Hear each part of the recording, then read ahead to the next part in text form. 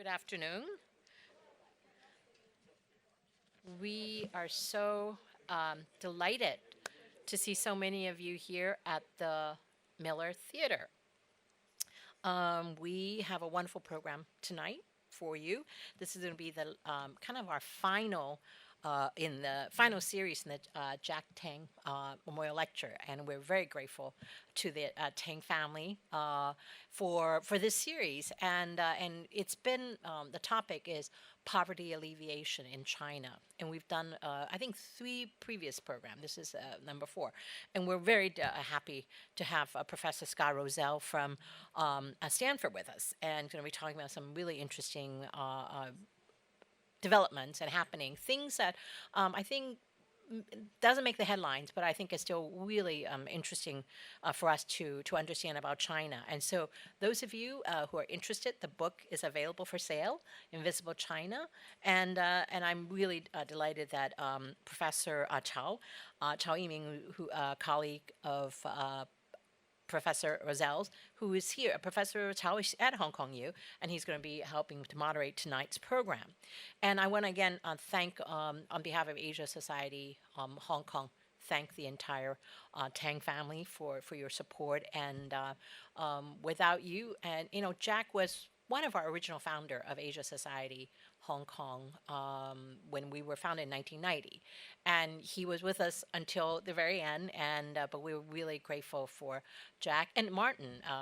Jack's son was served on our board, Asia Society Hong Kong board, for many years, and I think it's interesting as we were before this, Martin's connection with Cornell, and then Professor Roselle's connection with Cornell, and Mr. Robert Miller, who had kindly named the theater for us, is also a Cornellian. And so there's a lot of connections tonight, whether it's Stanford, Cornell, Chicago, Berkeley, whatever. I mean, I know I think all the universities are probably represented in this room. In fact, this week, it's been a very, very, very busy week for us. And tonight, Friday night, it's our final, I think will be our last business policy program of the year. We've had a very, very busy year.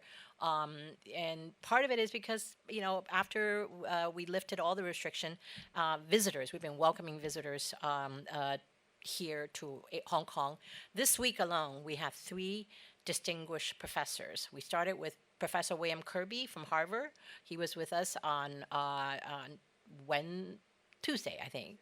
And last night, we had Professor Amy Chua, Tiger Mom fame, from Yale Law School with us.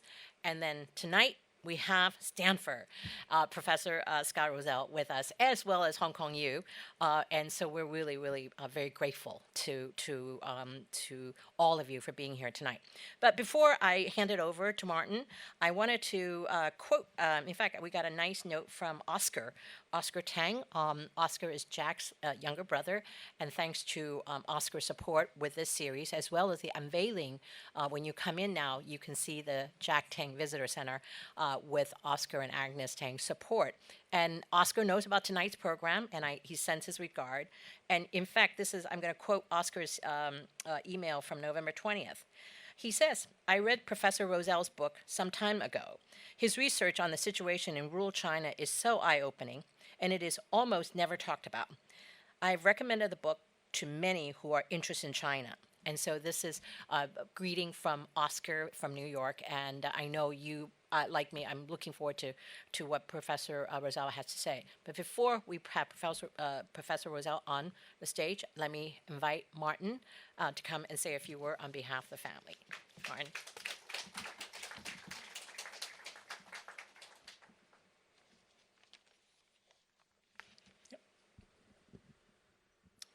Thank you, Alice. Dear members of the Asia Society and friends, good afternoon. Please join me in welcoming Professor Rozelle and Professor Chao to the final lecture in the series initiated by my uncle Oscar and his wife Agnes.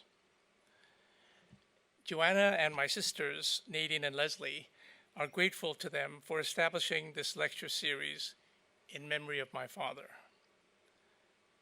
My father was born in Wuxi in 1927, and was forced to move to Shanghai in 1937 to escape the fighting. The poverty, especially in the countryside, made a big impression on him. Our family ethos has been to help those less fortunate than ourselves. I hope today's lecture will further our understanding of how the urban-rural divide will affect China. Professor Rozelle is the Helen F. Farnsworth Senior Fellow and Co-Director of Stanford Center on China's Economy and Institutions. He's a graduate of Berkeley, go Bears, and Cornell, go Big Red.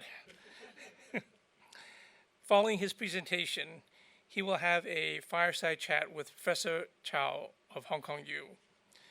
There will be an opportunity for a Q&A before the drinks reception. My sincere thanks to Alice for bringing together these experts. Professor Bell.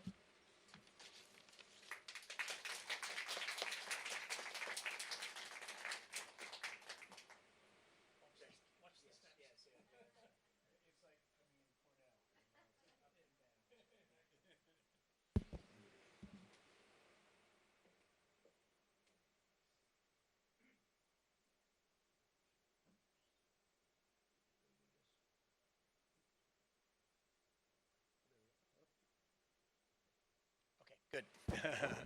uh, Thank you, the Tong family, the Jung family, for Alice, and Yvette and Carl, who introduced us this way. It's Stanford grads. And then I have so many friends out there. Some of them decided to go to Chicago, and some of them decided to go. You'll be back. So it's I'm very pleased to be here. And the background of the book is, you know, I want China to keep rising. I have friends there. They always call me the son-in-law of Hangzhou. My wife is from Hangzhou, a beautiful woman. I have to tell her that. But it's also very important for China's economy, the U.S. economy, the world economy, for Hong Kong, right? We don't want China to falter. So they're at a place of middle income. And I often, this is how I started working on education, looking at two groups of countries. There's this very small group of countries that I call the graduates. That is those countries over the last 60 years that moved from middle income to high income. There's only 15 or 16 of them. It's a really hard thing to do. The last country to do it was South Korea, and they did it in 1997. There's been no graduates since 1997 in there.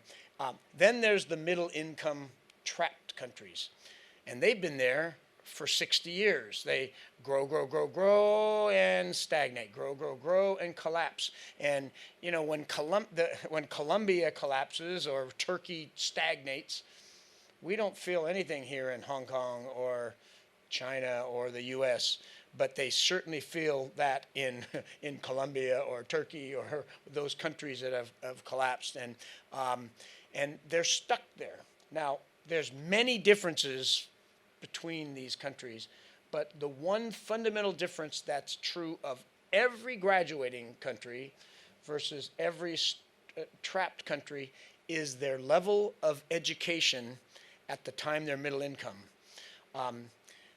OECD, this is the rich man's club. These are the countries that have been rich for the past 60 years. The Canadas, the America, England, Sweden, the France, and they have a definition of a healthy labor force. So that's between everybody from 16 to 65. A healthy labor force for a high-income country, 70% or higher of your labor force has to have been to high school or above. because that's where you learn math and science and computers and language, those that you need for white collar jobs, those jobs that you learn how to learn and switch and everything like that. So, the United States, we have 90% of our labor force has been to high school. England, it's 87%. Germany's 93%, okay? Now, the middle income, the graduates, okay, when they were middle income, had 76% of their whole labor force had already been to high school. So when they went from middle income, where there's a lot of labor intensive, and then they went to high income, when the jobs leave, they automate, and everybody, most of the labor, not everybody, a large share of the labor force is in the white collar labor. These people went from behind a factory to a white collar job. That's what happened in Taiwan. It happened in South Korea. It happened in Israel. It happened in Ireland. The trapped countries, on the other hand, on average, only have 36% of their labor force has ever been to the high school, not college, high school. So when they graduate, there's not enough labor over here, and the people get dropped out of the labor force. There's social problems. The country has to start addressing those social problems. The country, the investors, they don't like those social problems. They go over, and these countries stagnate. And they stagnate, and there's more social problems. And they spend more money, and more people leave, and there's this vicious cycle that goes on there. So that's one of the reasons why they've been stuck in middle income for 60 years. Brazil, Mexico, Argentina, Turkey, South Africa, Thailand, we know those countries. Where's China? Okay? Now, China's just moving the first time up through middle income, but when you look at their labor force, they're number one. They're number one. They have the lowest level educated labor force in the entire middle income, upper middle income world. Okay, number one, only 30%, and this is not my survey. You're going to see some of my surveys. This is the survey that's called, the 1.4 billion survey called the census. So only 30% of everybody in that labor force have ever been to one day of high school. And this is the problem. And the problem isn't urban China, it's rural China. And we're trying, I think it's absolutely necessary to get that labor force educated. And the Chinese government, everybody says, well, Scott, do you know that? Does the Chinese government not know? You're going to see the Chinese government is worried about that, and they're investing a lot. What I'm going to show you is they haven't discovered the real problem yet. That's where I'm going to be going. And let me go through this very fast, and we want to get to, Professor Cao was my postdoc. You know what postdocs are. They write all your papers for you. And then hopefully you can ship them off to a real job so they can get postdocs and have their postdocs write them papers. So it's a fantastic young scholar, and you're lucky to have him here in Hong Kong. Okay, here it is. Rural children in China are underperforming. Okay? This is a World Bank survey that we did, Lewis, who worked in the China office of the World Bank here. And we went to 20,000 students. They were fourth grade, and we gave them a standardized math test. And what did we find? The urban students were fifth grade level at fourth grade, and the rural students were third grade level. In a competitive education system like China, that's not good. This is by my colleague, Prashant Loyalka, who shows that gap continues to widen through the fifth, sixth grade and beyond, okay? So rural kids. So when I first started working I was working on agriculture and off-farm work, and suddenly agriculture and GDP went down to about 8%, and I said, maybe it's obviously important, but that's not what's going to drive the economy. So I started to really look at education, and when I went out and started looking at, this is what you found, these very poor facilities. Watch that, look at that hill behind here. You're going to see that hill again in a second, okay? One light bulb. They often didn't have, the light bulb was broken. I used to put light bulbs in my backpack, and I'd change the light bulb, 20 cents. And they would applaud me, right? That we haven't had a light in 2 years, and 3 kids to a desk, no books, no problem. The teacher wasn't there because they weren't being paid by the local government. Things are different today. So China government said, oh, we need to get that going. And look at the schools now. I mean, they're better than Palo Alto schools. You see that mountain behind there? That was the mountain behind the Adobe. And it's a beautiful school right now. And the teachers need improvement, but they're there. They're paid by the national government, at least the kids have somebody who goes up. And boy, do they have books! Lots and lots and lots of books. Exactly. Look at this. We then redid the survey in 2010. Guess what? The gap narrowed a little tiny bit. Okay. So what did we do? We said, well, maybe there's something else going on. This was at the time when the Poverty Action Lab at MIT and Harvard, they won the Nobel Prize 3 years ago for doing big randomized trials to take the lab to the field. And I said, I could do that in China. And we said, well, maybe something's wrong with the students. You got good teachers and good, and so over the years, we went to 133,000 students. We took blood samples. We took fecals. If you were a intern at Stanford, wow! And I'm going to take you to China. What we did is we sent them out, and they collected fecal samples all summer long. Oh, I mean, tell you, they put it in the back of the taxi cabs, and it was and we checked. I have a condition that affects learning. It's called myopia, right? But oops, it's corrected. I'm fine. This is uncorrected myopia. So these are kids that can't see, and they don't have glasses. And look at this. 65 to 70% of the kids had one of these. This is 133,000 kids we tested from all over China. We did big randomized trials. 50 schools, we gave them a vitamin a day, 10 cents a day. 50 schools, nothing. We gave them a math test when they started. We gave them a math test. The Ministry of Education doesn't care about anemia. They care about math scores. And we showed that if you gave them a vitamin a day, their anemia went down and their math scores went way up.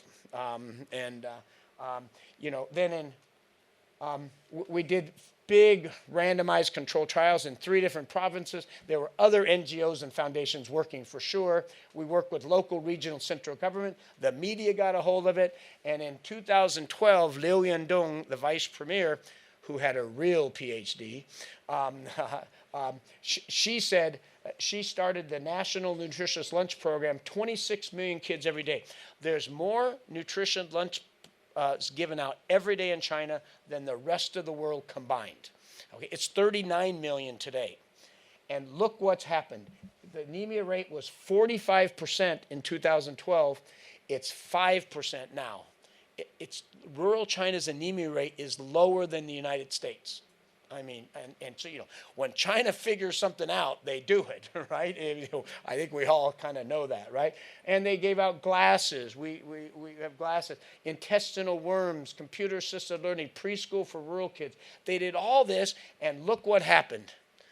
The gap is still there. Yeah, it narrowed, and I'm happy it narrowed, but there's still this very wide gap in 2016. And we had this big conference, and I brought over some of my colleagues, and that's kind of, I'm an economist. I don't know anything about glasses or intestinal worms. I bring over the real scientists, and we brought 2 scientists over, one from UCL. So one from UCL. He was an economist named Orazio Anastasio. He's now at Yale, and another woman from Berkeley named Leah Fernald. And they're talking about nutrition in school, and they look at all this data and they go, I bet you the kids as babies are having problems. And I said, what kind of problems did they have? And they said, look, if only 30% of those in the labor force had graduated from high school, 70% haven't ever high school. What are they going to do if China becomes, that's 560 million people, by the way. 560 million have never graduated from high school. They don't know math. They don't know science. They don't know computers. In the United States, if you're a high school dropout, these guys have never gone a day of high school. But if you're a high school dropout, the probability of you being homeless, on drugs, on disability, on welfare, or unemployed is 5 times as high as you having a middle income life. That's our problem right there, are these uneducated people. So maybe it's not a problem of having enough schools or enough teachers. Maybe it's a problem of students that are unable to learn. But we solved their nutrition problem. We solved their myopia problem. That brought us to the field of Babynomics. I love that. So this was coined by a guy from Chicago, a guy named Jim Heckman, who won the Nobel Prize for 2000. When Jim's students, Mr. Brook Gunn and Brodsky is another one, when they created this graph, this is US data, they followed 30,000 students for 15 years. And when they were 3, 5, 8, and 18, they gave them the Gaokao. They gave them, when they were 3, they gave them a Bailey's scale of infant development. You tested the babies for their IQ. Then you did a WISC test at 5, your IQ. You did a Ravens test and a math test at 8. And then when they were 18, they gave them the SAT test, or the Gaokao, or they gave them a standardized math test. And look what happened. I mean, you know how hard it is to take the Gaokao in China. It's so hard. What I say is, you don't need to take that. Just test someone when they're 3, and you know what their Gaokao is going to be. So this is Stanford students, and this is Chicago students. Oh, no. I think you guys are up there. But isn't that incredible? Now there are people that go up where, but that's the math. That's Babynomics. We got to get the economics of babies right. And so they said, you should explore that. So I didn't know how to test babies, but we know how to test junior high kids.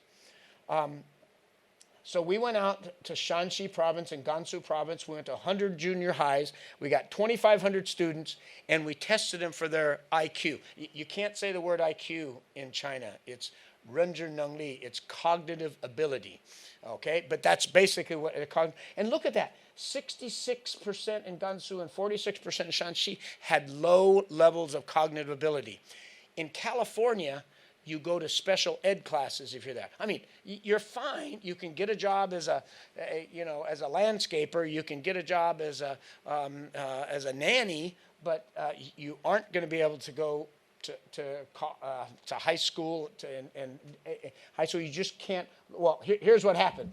So remember, we gave them a math test and 2 cognitive tests, and here's the cognition and here's the math. They can't learn math. Look at the people with the low levels of cognition.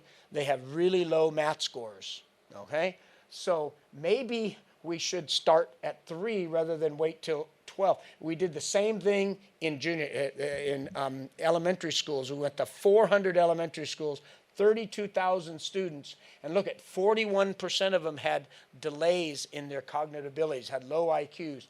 And the same thing, even in elementary school, you can't learn arithmetic or writing or reading as well as the others. And there's these huge gaps right here. So in Chinese schools where the curriculum is really fast, if one has low levels of cognition, they're not able to learn, or they learn so slowly they fall behind and they drop out. So maybe we need to start here. And that's where we've been doing for the past about 8 or 9 years, is working with 0 to 3. And I'm going to show you real quick, and then we're going to open it up for questions. This is a meta review. It's every single paper that's ever been written on rural China babies.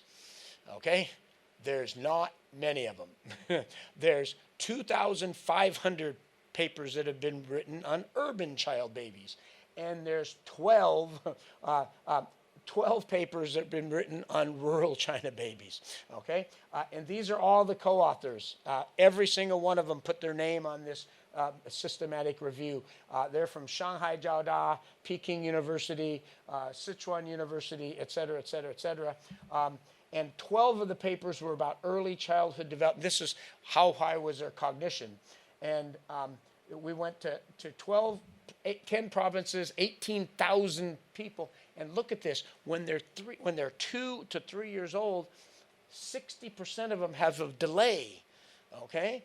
And you remember, san sui kan lao, that means at 3 we can see the future. Neurologists will tell you at 3, your brain has basically, on the cognition side, is developed for life.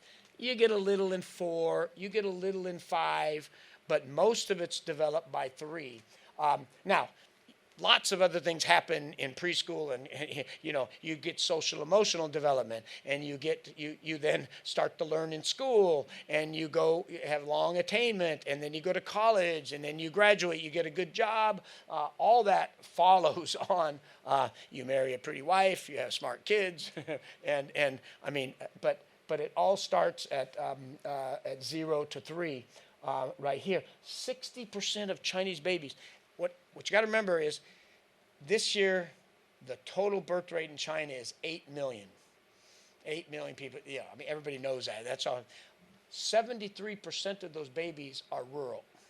Okay, 73%. So if 60% of those 73, this means that almost half of Chinese babies that are born this year, if nothing is done with them, will have cognitive delays.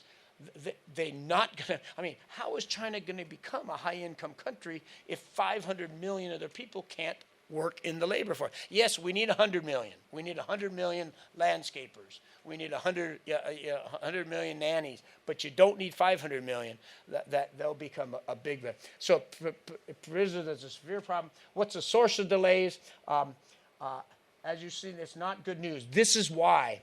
It's not nutrition. I'm not going to go into that. It's not genes. It's that for 5,000 years they raised farmers, and now they're trying to raise a college kid. You ask any rural mom what their educational ambition is for their kid, they'll tell you, I want my kid to go to college. If their kid goes to college, their life has changed, okay? By junior high, most of them have dropped out, okay? Because they're raising their kid like a farmer, okay? Like they have for 5,000 years. Only 22% of the family have ever read a book to their baby. 80% haven't. 80% don't tell stories. 60% never sing. Half of children have no psychostimulation activity with their parents. Their parents love them, okay? So at one time, I gave this seminar very early, and somebody said, Professor Rozelle, who are those 22%? And I said, I have absolutely no idea who they are. Why? And of course, we had the data. We went back and we called them. We did these interviews. Guess who they are? It had nothing to do with their education level, had nothing to do with their income level, had nothing. It had to do with they had been a nanny in an urban home, and they had watched the mother, or they were a waitress, and the mom would come in and order and then take a book, and the waitress would say, why are you reading to your kid? Your kid is 1 year old. And the urban mom would say, when you have a kid, it's very important to do that. Guess what? They come back and do it. I mean, they just don't know. They just don't know about this. So last one. Those are bad news, bad news. This is good news. Whenever I'm in China, first of all, I never say there's a problem in China. There's challenges. And these are challenges. But luckily, we do these big randomized trials, and we find solutions. And so what it is, this is a curriculum that we put together. We actually stole it from international and then changed it into rural China curriculum. It's 254 lessons every week from 6 months, 1 week, to 36 months, 4 weeks. Every week you give them two toys in a bag and a book. And if grandma is raising the baby, you say, you aren't reading to your kid, you're using a book to tell a story to your kid. And the toys all do either cognition, language, social emotional skills, 2 teacups, and say, baby, here's 2 teacups. Who should drink? You and your mom, or who? And if they go like this, they don't pass. But if they give one to their mom and they take one, then they pass and they keep going. You get a round bucket with square holes, and where does the square peg go into? Those are the kind of things you're actually testing the baby.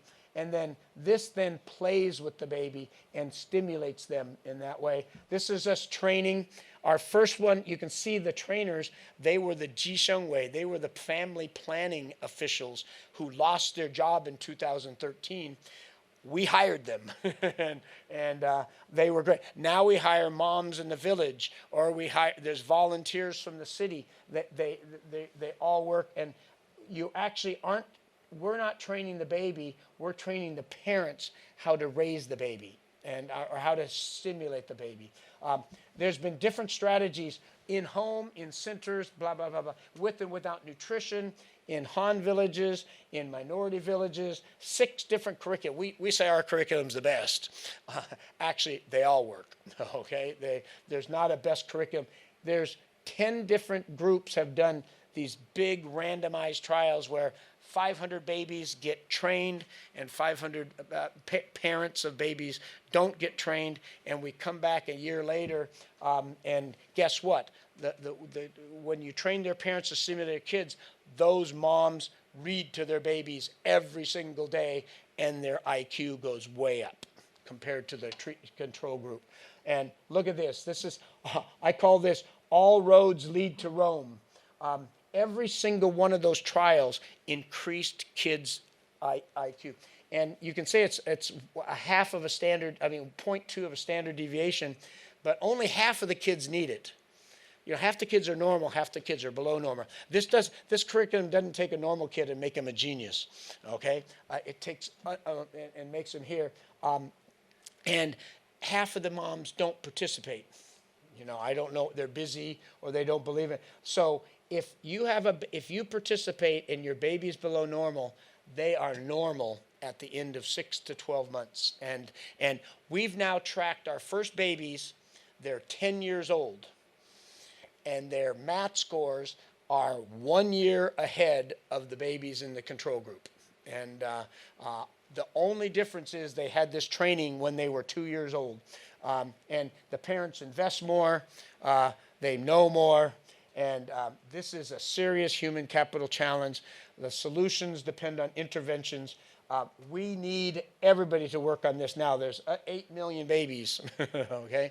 All of them, well, there's 4 million babies that are 2 years old, 4 million babies that are 1 year old, and 4 million babies that are just born. All of them need it. So it's even more than that. I'm going to stop right there, and then we're going to talk maybe a little about, do we really see any impact of this in China today? Those kinds of questions, and I'd love to hear your response to this. Thank you very much.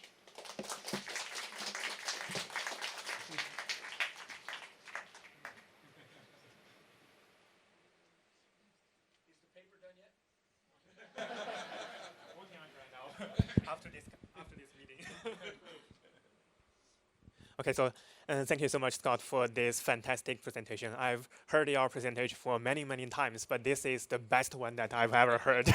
I guess this is because our great audience here. I think during the presentation, I'm actually very impressed by your dedication and deep concern about China's development. And I think I'm also very impressed by the problems that you have identified and the solutions that you have given. And so what I like most about Scott's work is that in his work, his work is a combination of both academic rigor and the real-world impact. So in Scott's work, the team actually not only do the academic research to analyze the problem and to find a solution, and they actually to actively implement those solutions. And this not only deepens our understanding of the problem at hand, but also make real changes on the ground. And I know that Scott has built over maybe thousands of early childhood care centers across China in many, many provinces. And this is the type of work that I, as a young developing economist, should learn from Scott. And it's also a type of a excellent example of evidence-based policymaking, and that I believe that the whole society should adopt. So please join me in expressing our gratitude for this kind of great work that Scott is currently working on and has been working on for a long time.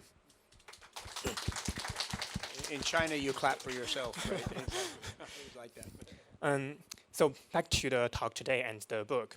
I think the key message here is that the quality of human capital is the key for China's future development. But we have a really huge gap here. And the child are not educated very well. Their health may have problems, and most of these problems are in rural areas. That's where most of the future labor force are raised up.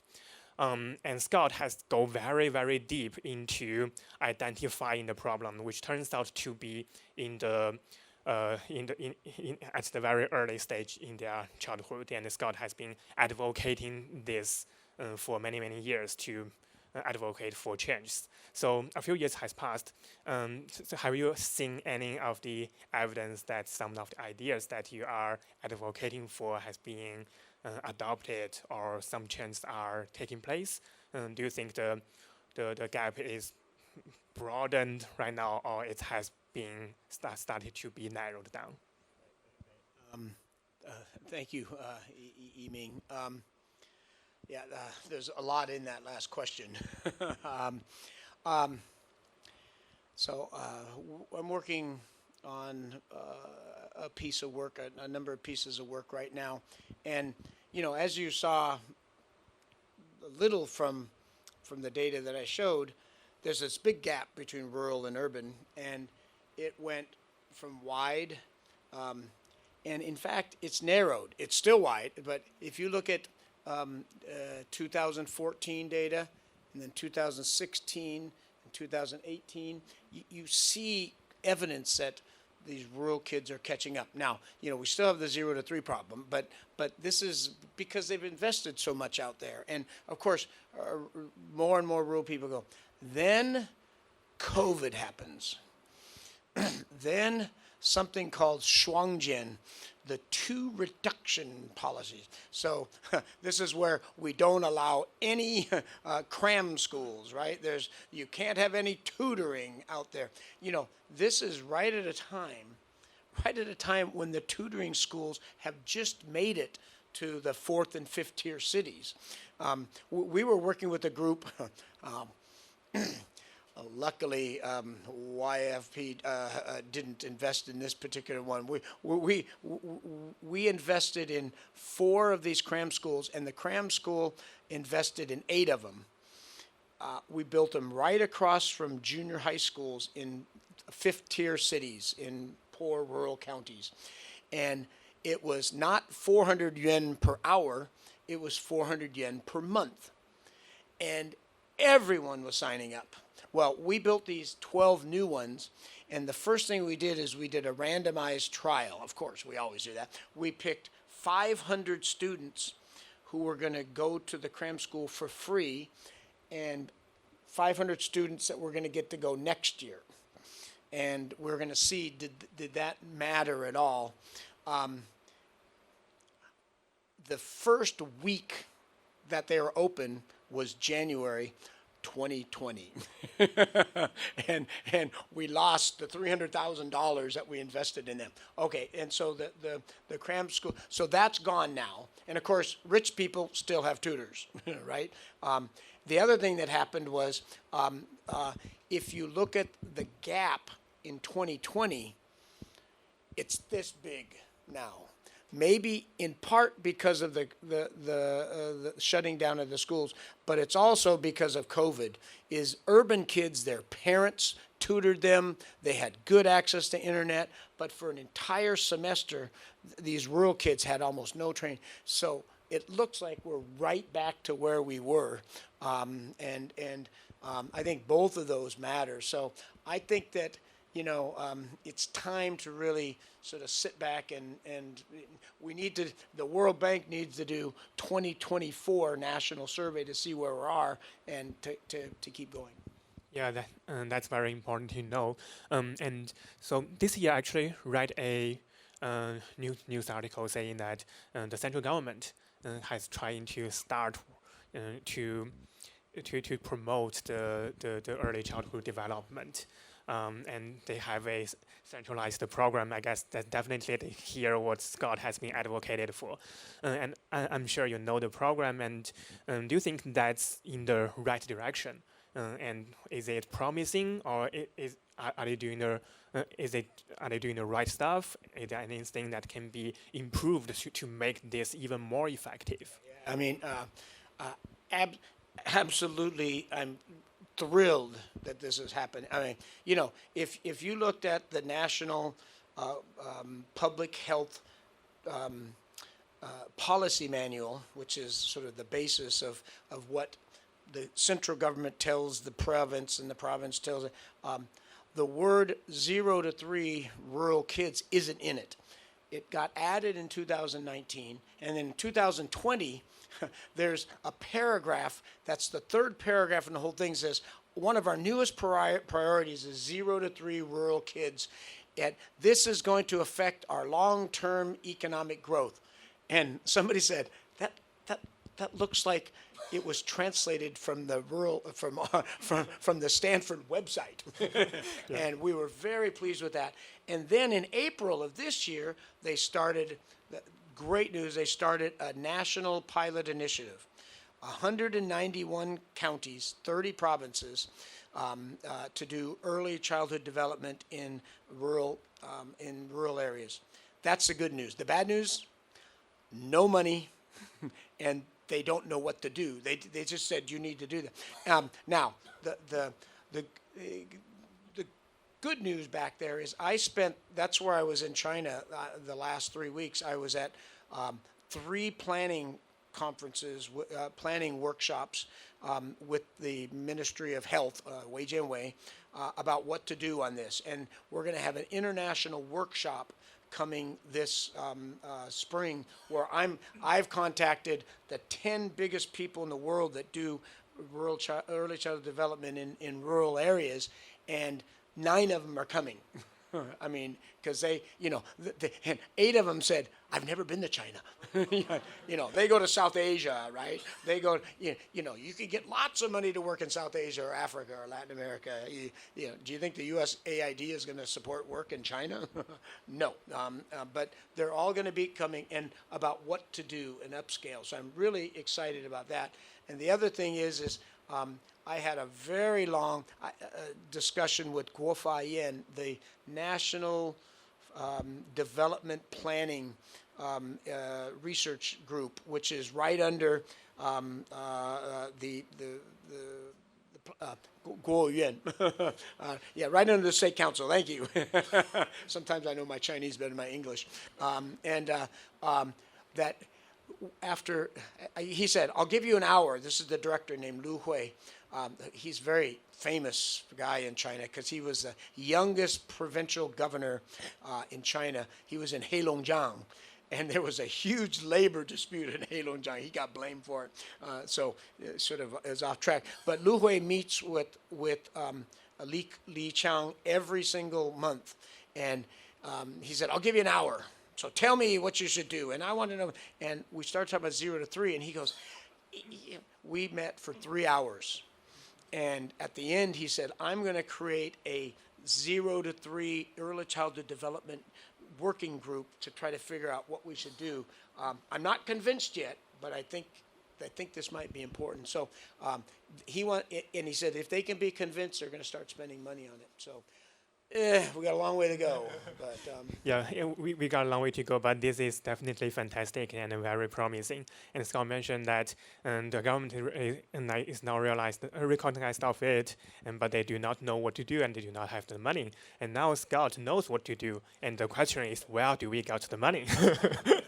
Yeah. So maybe we can change another topic. So basically, the whole the goal of doing this is that we need to solve the problem of the lack of high-skilled labor. And in development economics, we have a theory called a quantity-quality trade-off. So basically, from many other countries' experience, if you have more children being born, maybe the per children education investment would be low. But if you have less number of children, when the fertility rate is low, maybe and the parents are more have more incentive to invest in their children. And this year, we learned that the fertility rate in China goes very, very low, and the total amount of population in China declined for the first time. And do you think how this would affect China's future economy as well as the potential impact on the rural areas? yeah, I'm going to do two things with this. First of all, if you look at the fall of fertility, it's almost 80% rural, a fall in rural babies. Urban was already low, right? It's fallen. It's gone from less than one to less than one now. Rural has gone from 2 to 3 to 1 to 2. So an entire point off that. And the question is why don't rural people want? This is a brand new piece of work that we're doing now, and I'm working with. There's a university back east that starts with H, Harvard I work with Marty White. He's a sociologist from Harvard. He's actually retired now, but he's still working. WHYTE, and Marty has a very famous book. It's called The Myth of the Social Volcano. So social volcano, there's social problems that are going to explode and cause all kinds, but the myth of it doesn't exist. So, Marty's a long-time China hand, and in 2004, 2009, 2014, these are really important dates. He did national representative surveys, okay? And he asked people really, really silly thing like, first of all, do you know that there's high inequality in China? Okay, and the guy he's interviewing is a worker, and he's washing the window of a BMW, and he says, that car is not mine. I know it's high. Everybody knows high. Okay, then he'd ask their income levels, and he'd ask two sets of questions to the rich and to the poor. And to the poor people, he'd say, why are you poor?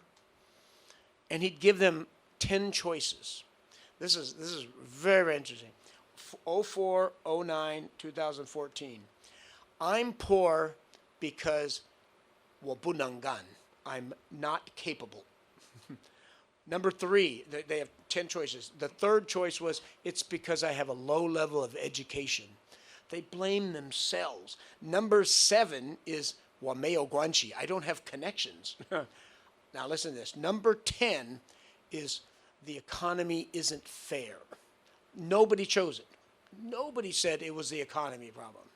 Okay, 2013, I go, Marty, should we rerun your survey?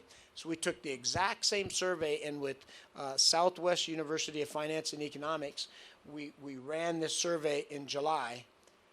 The results were so different that Marty said, nobody will believe us. We reran it with another group in October, national representative sample. Why are you poor? Number 1 reason, China's economy is not fair. Remember, that was 10. Number 3, 我没有关系的. It's number 7 is my education. Number 9 is I'm incapable. And so it's suddenly turned all around. And the reason, and there's one more set of questions we ask. We go, well, don't you worry about this unequal economy? And in 2000, even as late as 2014, 91% of the people said, well, 98% of the people said, I make more money in 2014 than 2009. And in 2014, they said, 91% said, I'm going to make more money 5 to 10 years from now. We asked half the people 10 years, half the people 5 years. They all said more than 10 years from now. In 2023, there's 4 choices. I'm going to make more money. I don't know, but I'm optimistic. I don't know, but I'm pessimistic. I think it's going to be, and then I think I'm going to earn less. 22% said, I'm going to learn less 5 years from now. And 67% said, I'm really pessimistic. I think I'm going to be, so it went from 91% that said, I'm going to earn more, to now 89% that said, I'm really unhappy. So we're writing up the paper now. The title that I want to use is the social volcano ready to erupt? My Chinese colleagues don't want to call it that. We're thinking about common prosperity is now needed more than ever. So, I mean, that's why they're not having babies, right? They are really pessimistic about the future out there. I think, and look at, they don't think education is the way out anymore. So, I mean, Yeah, and this brings me to think about if the rural people are no longer having children, how would they? What would they do when they were old? And I remember that you're also trying to work on some elder people stuff, right? they're going to be in trouble. I mean, so in March and April 2023, we had done some COVID surveys. We got 700 individuals in 700 villages, 10 provinces.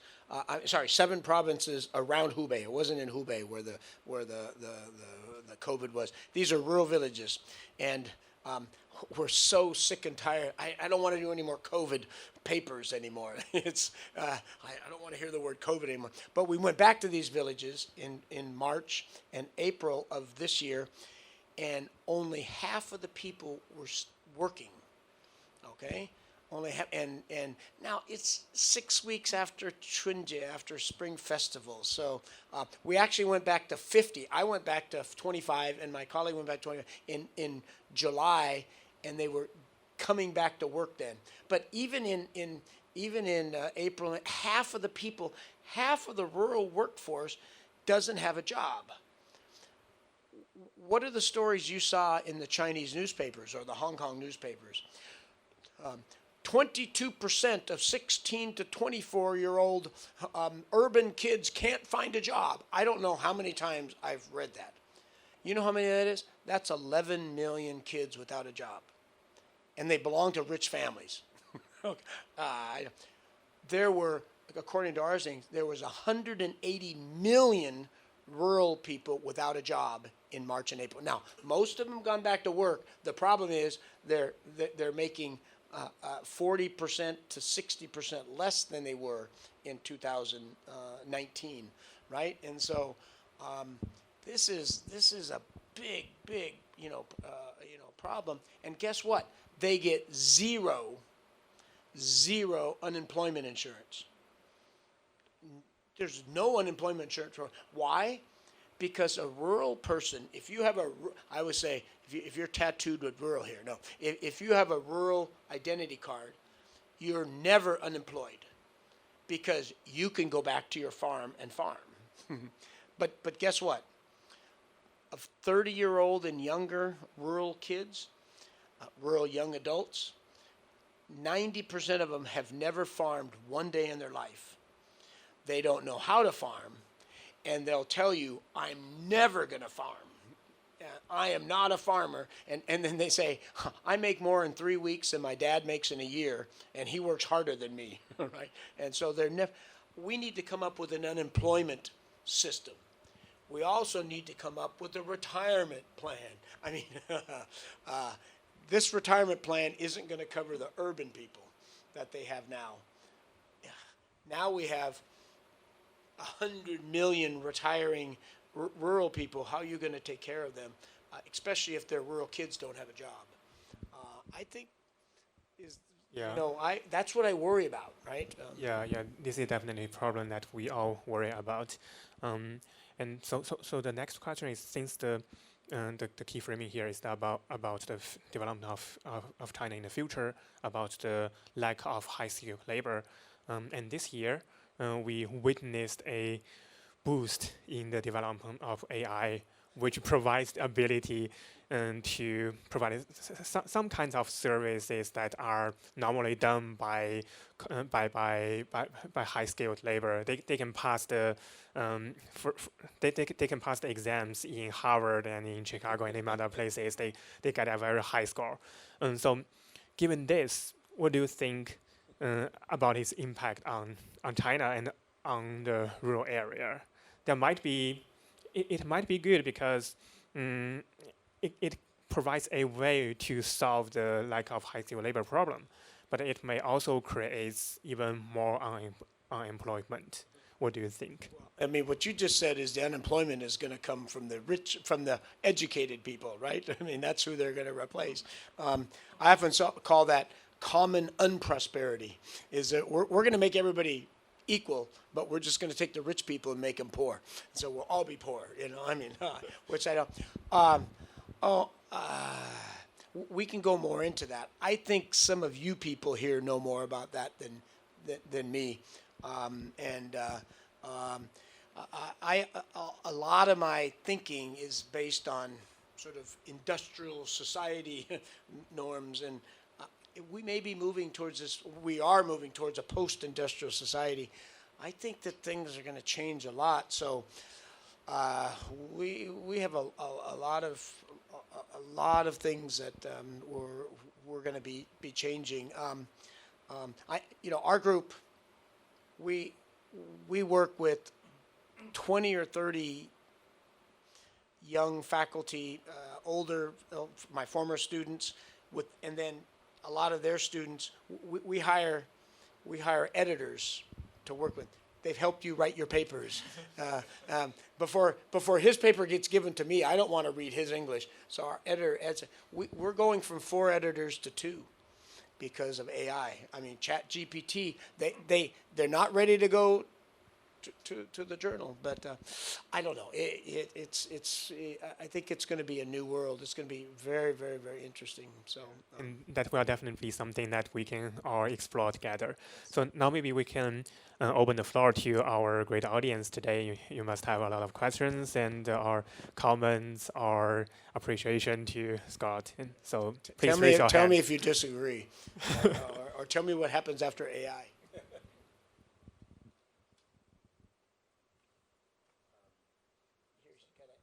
Microphone. Hey, Scott, it's really good to see you again. I've got 2 questions. One is, how does the data on how educated the Chinese labor force is in terms of high school compared to other emerging markets, emerging economies?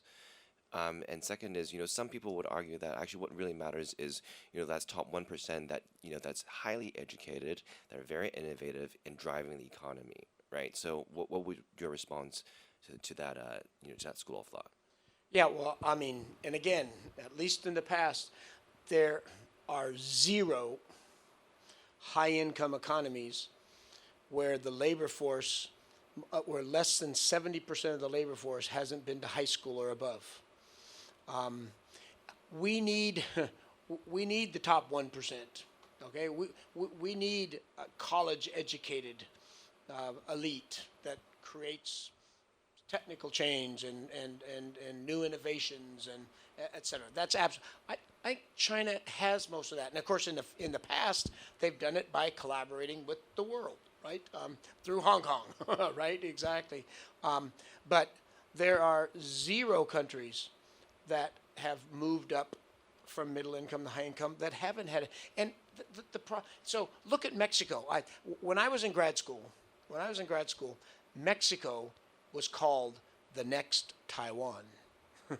It had grown at 8% a year for about 20 to 25 years in a row. Okay?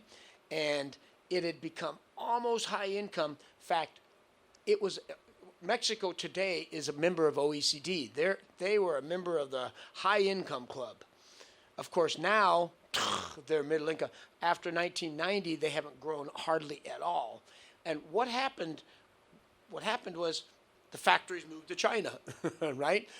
Automation replaced the workers. Suddenly, Mexico's 50 million labor force had 15 million people unemployed, okay? What happened to those 15 million? 5 million went to America, right? If China has a big unemployment problem, they aren't going to come to America, right? There's no place, they're not, are they going to go to Mongolia or Cambodia, right? North Korea, right? There's no place for those guys to go. 5 million went to informal service economy, flipping tortillas, washing windows, right? And 5 million went into organized crime. And Mexico was one of the safest countries in the world in the 1980s. And of course, now it's one of the most violent countries in the world. It's the same thing that happened to Brazil. It's the same thing that happens to Argentina. It's the same thing that happened in Colombia. It's the same thing happening in Peru. That all South Africa, that they've had these enormous problems. And so it's, you need this educated elite, but it's, I see it's not enough. You know, why did Taiwan, why did Ireland, why did South Korea educate 70% of its labor force?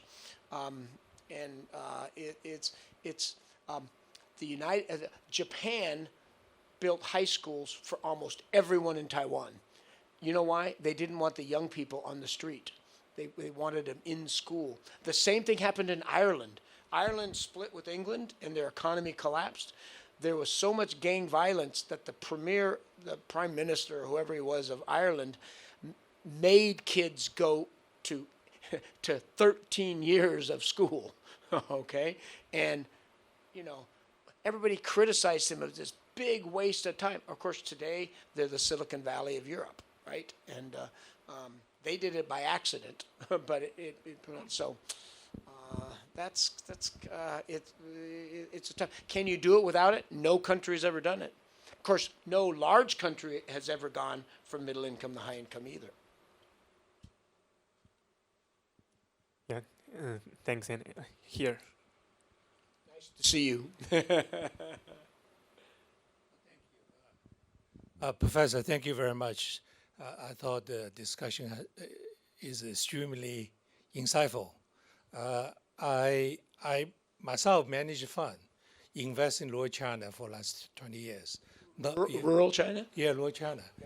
Not for small pocket change. I mean, I found this a helpful dialogue discussion. I'm still perplexed. Maybe I'm just always confused. I have two questions. Do you have data to show the women education or mother education level between the urban mother and rural mother? How does that correlate to 0 to 3, the IQ or EQ test, right? A second question is, I'm not economist, I'm an investor, but A real economist. but before the rural rejuvenation, there's a 扶贫脱贫攻坚战, right? So like poverty alleviation, poverty, that was going on for 10 years. If you look at the government data, 1.4 trillion renminbi have been invested. But where's the return on this huge amount of investment? Can we measure that, right? Is this a plus for the economy, or it's a drag for the economy? By the way, just one last comment. For someone like me, grew up in China, so when there's a surplus in the rural, like you can't find the employment. We used to call 知识青年上山下乡. I don't know you ever heard of it. So anyway, so I don't know if it.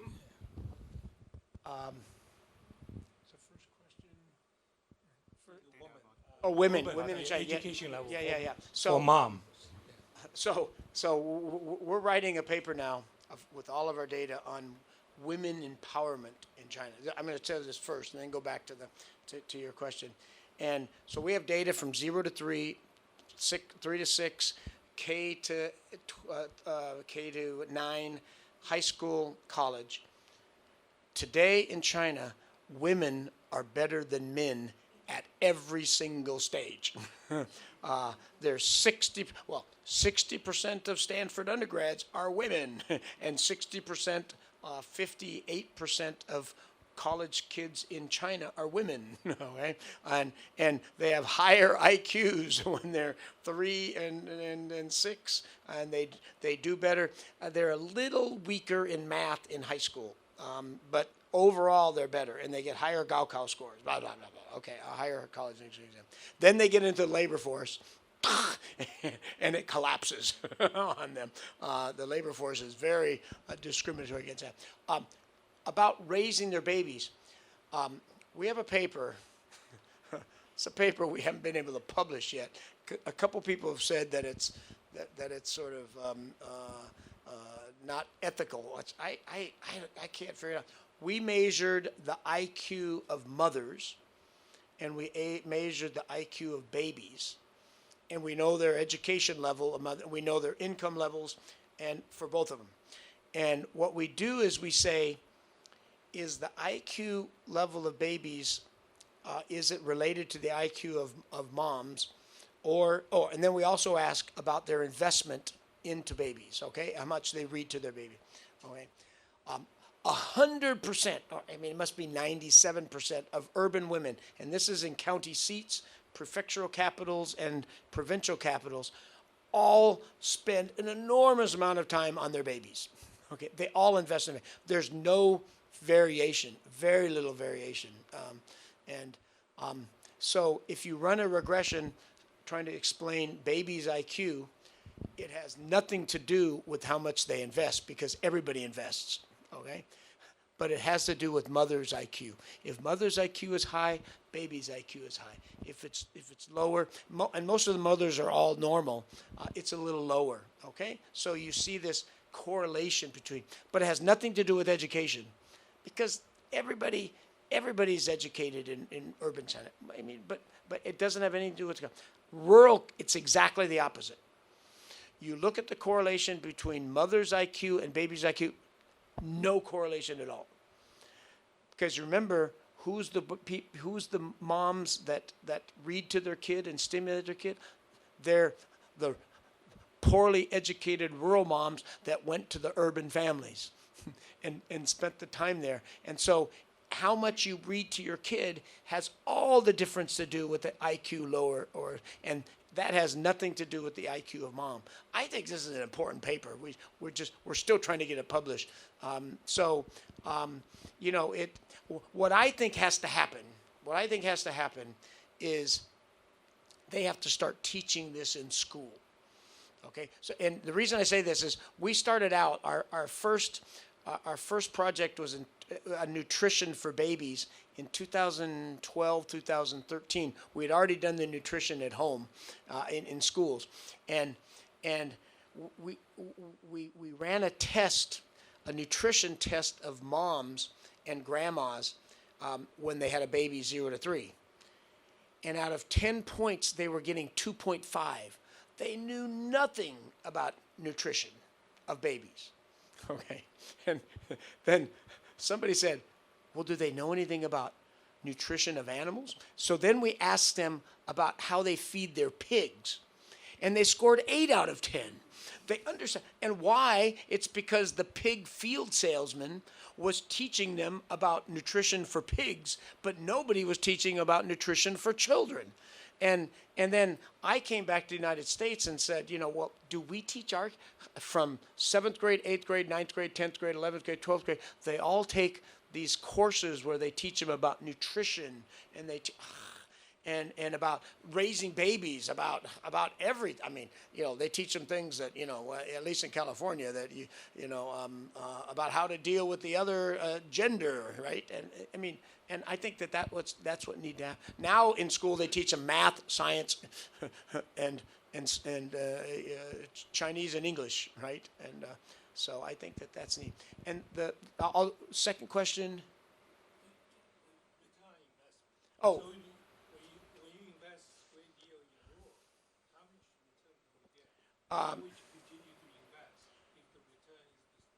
Well, I mean, I went to I was part of a group with Luming. Luming's a Shanghai Jiao Tong University professor that's quite well known now. I mean, I think look at Japan. 60 to 70% of the Japanese population lives between Tokyo and Hiroshima. I think 700 million people should move, but there should be one city from Shenyang all the way to Wenzhou. Beijing to Shanghai should be one city. We should have huge urbanization. I think investing in rural China, 农村振兴, right, to encourage people to move back to the village is absolutely wrong. That China should be urbanizing, and they should try to urbanize in their big cities. Right? Beijing isn't for Beijingers. They think it is. Shanghai isn't for Shanghaiers. They think it is. It's a city that should be, but we're a long ways away from that. They're trying to urbanize fourth and fifth tier cities, which maybe in the short run is good. So I think that there's lots and lots of problems with the rural revitalization or rural vitalization plans. Good questions. I'd like to hear more from you on your company. Thank you, Professor. I have a follow-up question. In the solution, how does a technology play in this context? Because AI and For technology is going to actually increase the urban-rural divide, and will make it much worse if they don't factor technology into the solution now. It's going to become even more a tough problem to deal with. Yes. So with technology. Sorry, I have another question. Is we hear that the literacy rate in China is extremely high, and then that has been highlighted in all kinds of promotion about China's achievement. But in the context of the problem you just highlighted, is that the wrong metric to look at it? And what is a right metric in this context? So Thank you. China did everything right. I'm going to answer the second question first, okay? They did everything right of taking every kid in the early 80s and sending them to first kindergarten to 6th grade and then kindergarten to 9th grade. The compulsory education law was like 1987 or something like that, where they teach them how to read and write, do arithmetic, and they teach them discipline. Those guys make great factory workers, okay? And so I often, here's my development economics coming out. Thank you, Cornell, for teaching me to. This is a Cornellian person that did this, a guy named Max Novell, very early. There's 4 ways to grow when you go from poor to middle income. Mobilize inputs. Bring money in from Shanghai to Shenzhen, right? Or take poor rural people who are producing 5 bags of grain a year and put them in a factory. Up goes output, right? Marketize, right? Instead of having a planned economy, you marketize. Inefficiency. Instead of communes, you give Shenzhen Zherenzi, you give household responsibility system, okay? And there's total factor productivity. There's technical change, okay? When you get up to middle income, to go to high income, there's only one way to grow, and that's through technical change and factor and productivity gain. And the jobs all become, not all, 80% of the jobs are white collar jobs, and they're changing all the time. You need to learn how to learn. So the right metric is, do you know math, science, computers, language? That's what you need to have a job in a white collar society, right? And then we need a few people down here. That's fine. It's when there's massive numbers of people down here and their wages go down, they drop out and they start causing social problems. That's what these other income people have. And technology is absolutely, that's why you need math and science and computers so they can learn the technology. We did a couple studies with Alibaba and Taobao. Okay, this is where you have Taobao people selling their fruits and vegetables directly to the consumer, and they make lots of money. 89% of Taobao sellers are have a city residents. They're city residents who go out to villages, buy the stuff. They dress themselves up as a villager and pretend like they're a farmer, and then sell because they know. Now, we actually show that it doesn't hurt the farmers. So it doesn't help them, but it doesn't hurt because they don't know technology. So it's learning that technology that's very, very important. And you aren't going to get that if you don't learn the basics. And you don't learn the basics if you don't have the cognition. So, this is a problem, right? If we start today and start the 0 to 3 program in China, guess when you're going to start to get a result? You're going to get the result in 2047, right? That's when they're going to go to work. Guess who won't be alive in 2047?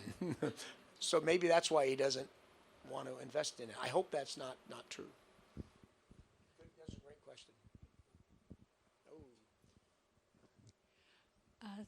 Thank you very much, Scott. There used to be a joke that doctors in economics are not the real doctors that help people, but I think you have helped more people than most medical doctors. So thank you so much for your research and your work. My question is that you find the challenges in China and now in the current environment where people are encouraged to talk about the bright side, and also that US-China relations, many academic collaborations have been affected or restricted. Have you faced more challenges in doing what you do in China, but from both sides? So the answer is yes, of course. And I'm probably the luckiest one. I'm part of something called the Track 2 Diplomacy Group. That's where it's people to people. Biden approved us and the Chinese government approved the China side. It's 15 academics in the U.S. We're professors and academic think tank scholars, and then 15 in China. And we met for 4 days in July in China and 4 days in Washington, D.C., working on how to increase scholarly exchange. Let me tell you, I go, this U.S.-China relations, it's 70% China's fault, and it's 70% America's fault. It's a big problem, right? And it affects scholarly exchange. So of the 15 scholars from America, 2 of us still had ongoing research projects. And we have 4 major randomized trials going on. Thank you, YFF, for supporting that. And but why could we? Well, we work on probably the least national security oriented babies in rural China, right? Or we also do mental health in schools. This is the other one is it's actually a Cornell professor named Shanjun Li Shanjun, and he does climate change. And the way both of us work is my former students from Stanford are now professors in Sichuan University, Southwest University of Ningxia, Henan. They've been there for 20 years, and their students are in the bureaus of education, the bureaus of health in the counties. And so, if a Tsinghua professor goes to some rural county and says, we'd like to do a project there, they're going to say, 肯定是在骗我. You know, how do you want to make money? But if your teacher, who was your teacher, comes and says, they'd say, sure, teacher, I trust you, right? And over time, that's how we've done all of our work. Of course, you know, we support them with funding and ideas. Go look at our website. We have, you know, we published 42 papers last year, 38 this year. The Chinese collaborator is the first author on every single paper, because then they get credit for it. If this is not first author, they don't get credit for it. And we also have 18 visiting scholars. Here's one, Mia Huang. There's another one, and they come and they work with us, and that's how we do it. So there's this trust between us. But the local governments now, we've worked there for 15 years. They go, we know you're working with Scott. Don't tell anyone. But we keep working, right? So they're worried about it. 6 of the 10 universities we work with won't take our money. We want to give them $700,000 to do a randomized trial on mental health, and they say, we don't want to, in rural schools, we don't want to, you might have national security concerns, you know, but this is some vice president that's in charge of finance who has, I mean, so there are challenges. The other 13, they either can't do their work or they're afraid to do their work. But hopefully after this APEC meeting, you know, Biden is getting ready to re-sign the Science and Technology Agreement, I hope. And so I think that there's maybe some optimism out there. I think that scholarly exchange, like, you know, is one of those basic things that help us understand each other. So I think it's very important. That's why we spend a lot of our time trying. So 70% U.S. fault. I think the U.S. fault, half of that is U.S. Congress and the executive branch. They don't understand China at all. They just don't understand China. And so one of the things we do is try to educate them with data-based papers, not ideological papers. So try to keep it shorter. Thank you, Professor. So my question is I'm just wondering if there's any research that you've come across that maybe talks about the lack of entrepreneurial spirit or drive within young people in rural China versus the urban areas. So I think you're looking at cognition or IQ is a good thing when you try to assess how a young person might be productive for the workforce or for human capital. But at some point, maybe in a young person's life that just stagnates, and what really drives them forward to contribute to society is maybe their, entrepreneurial spirit or their penchants for innovation, for their community. And so I was wondering how big of a factor is that, and is there like something in the culture in rural China that prohibits them from, maybe driving that part of them move forward? So I can't tell you what company we did this survey in. I have a non-disclosure agreement with that company, but we went into their factory, and there were some reasons we went in there. But we did a big survey, and we said, "What are you going to be doing 10 years from now?" So they were going to look for things, how they could induce the person to stay. There was such high turnover rate. This was in 2014, and we did read it in 2016. And we asked 20,000 of these workers. It was in July and August, where there's 600,000 workers in this factory. Okay, so it was a small part, but it was all randomly selected. 1% said, "I'm going to be farming 10 years from now." 1%. That's where we asked the other 99%, well, "I'm never going to farm." That's what they said. "Why aren't you going to farm?" 10% said they're going to be working in a factory 10 years from now. The other 90 said, "It's too hard to work in a factory. We want to work in now. We want to earn overtime, but we don't want to be here 10 years from now." Okay. 1% said they can work in a white-collar job. That's it. In South Korea, they interviewed women when they were in a factory when they were 18 to 24 years old in 1978. And guess what?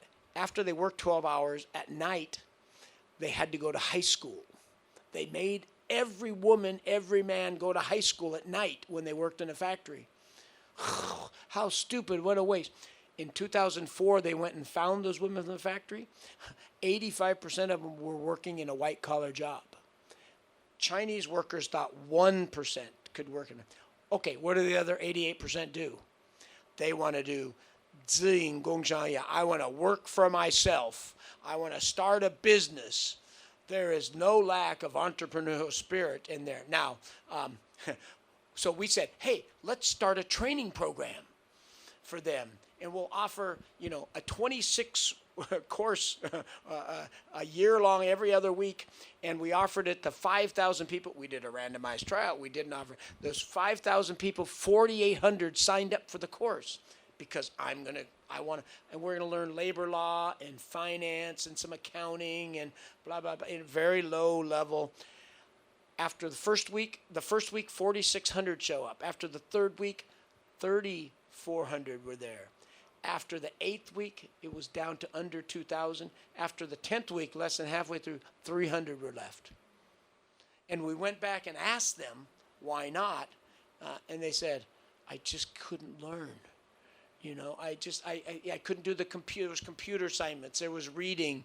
There was math for the accounting and math for the finance. They just couldn't do it. The spirit is there. It's this cognition's not there, right? And so that I think that, and you always hear about the young people in the city that tongue ping, lie flat. I love that, lying flat. I need to lie flat, That's my wife keeps saying, Scott, you're 68 years old. You should be lying flat, And here I am giving 17 talks in 20 days. I don't think it's entrepreneurial spirit. I think that if the Chinese economy starts to go up, that optimism will come back. I hope. Okay, thank you once again for all the great questions, and thank you also, once again for Scott and for the organizers and our great audience. Thank you. For Cao Yiming, so it's your future hero.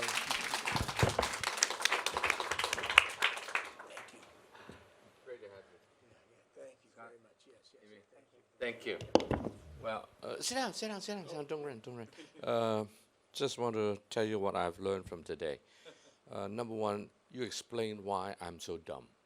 So I'm very happy. So at least I know why I'm dumb. Okay, I always know I'm dumb. I know why I went to Berkeley and not Stanford. Oh, I see. Anyway, second one is that I think your Chinese, either something wrong with my ear or something wrong with your Chinese pronunciation. Who was that, Mr. Lu, that you mentioned? Or Lu Mai? No, Lu Mai is CDRF. Okay. Lu Hao. Oh, no, Lu Hao is, of course, the chairman of the CRC, right? Yes. CRC.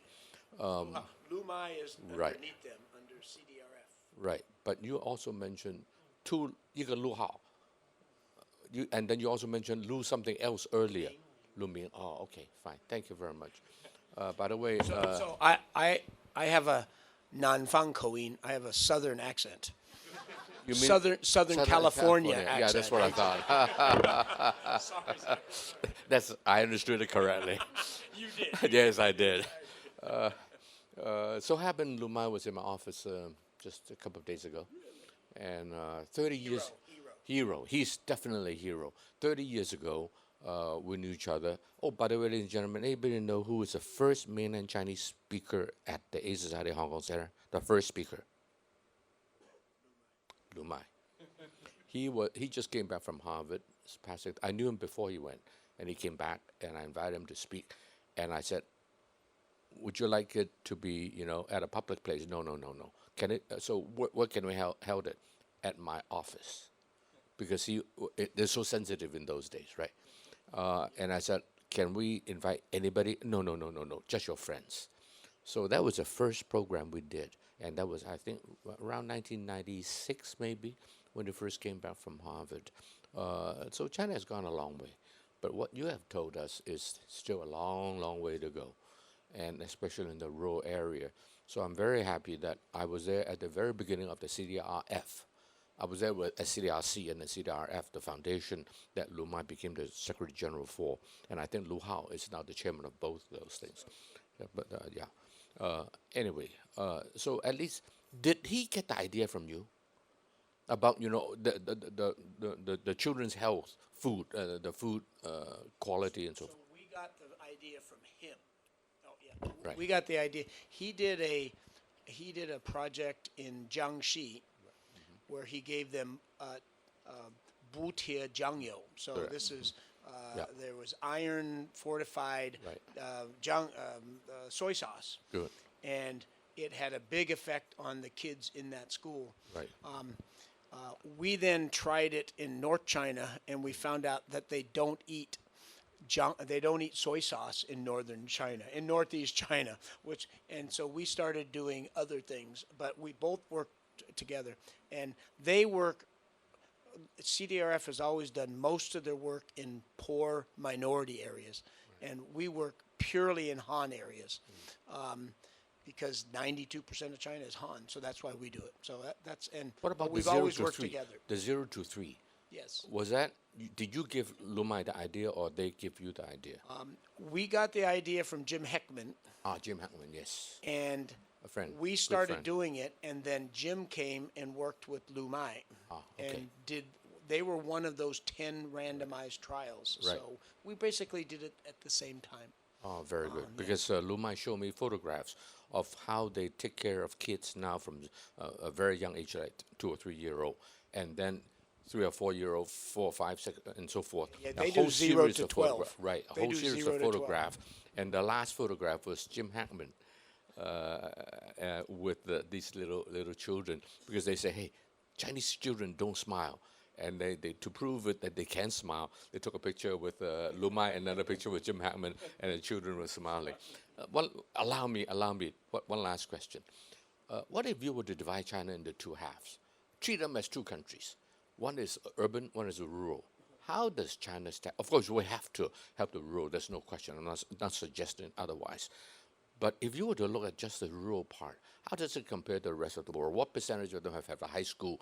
Is it 70%? Is it 36%?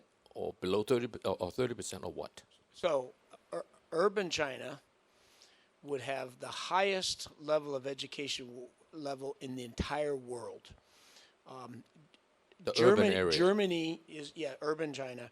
Germany has 92.5% of the kids have graduated from high school. It's 94% in urban China. Wow. 94% have, Right. so they're higher than Germany. Wow. So it's really the problem is predominantly the rural area. It's a rural, it's Right. absolutely And a rural Lu Mai was problem. explaining to me how these kids, they go to school, but they're actually not learning. And hence the need for Jiafang, what do you call it, private tutors to go to the home of these very, very poor people and help the kids once a week.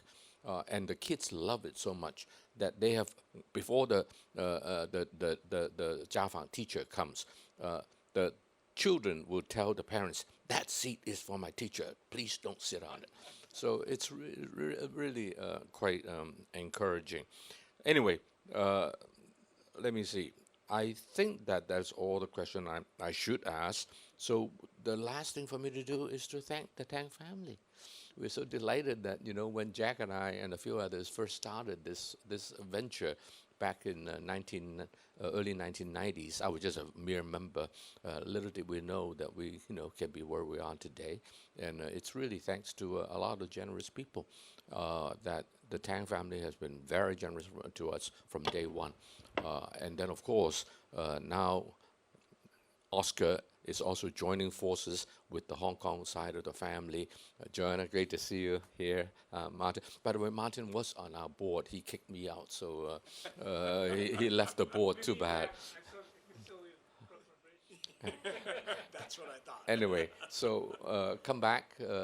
How many of you are not members of the Asia Society? Everybody is a member? Okay, those are not. Alice, lock the door, please. I'm a member of the ASHK. Very good. In Northern California. Good. Where did that center come from? A lot of them have its origin in Hong Kong. So we do contribute a lot to the entire organization. So come back. Hopefully we will do more together with the Tang family. We finish one phase of our collaboration. Never know, maybe we would have another. And then we should also find more people to support what this guy is doing and what Lu Mai is doing. I think is really worthy of our money or whatever. I was, by the way, a vice president of CDRF. The only non-mainland guy to have ever served on the board of the CDRF. So I'm very, very proud of it. But and you know, we of course supported it as well. But I just hope that many of you, intellectually, financially, or otherwise, please let me know how to get in touch with them. Love to tell you about it. Another round of applause for our two speakers here, Scott and Yiming.